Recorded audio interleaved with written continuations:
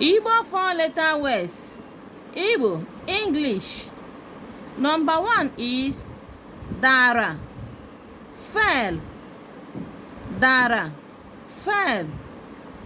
Dapple, fall away. Dapple, fall away. Danye, fall into.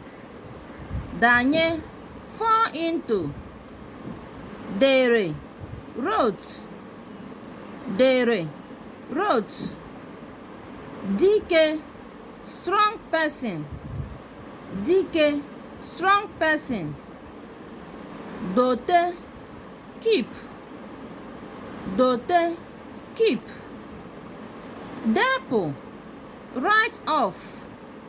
Depo, write off. Dika, like.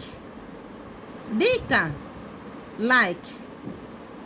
Denye or deba, it means write inside. Denye or deba, write inside.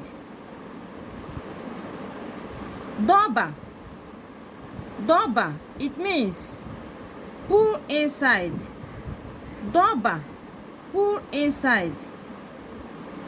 Chetu, wait a little. Chetu, wait a little. Ola, this house. Ola, this house. Eba, here. Eba, here. Dupu, lead away. Dupu, lead away. Fepo, fly away. Fepo, fly away.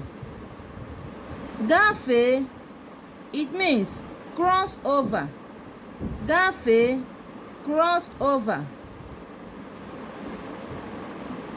Baba, run inside. Baba, run inside. Bapo, run away.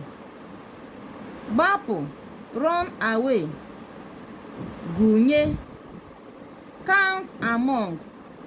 Gunye, count among.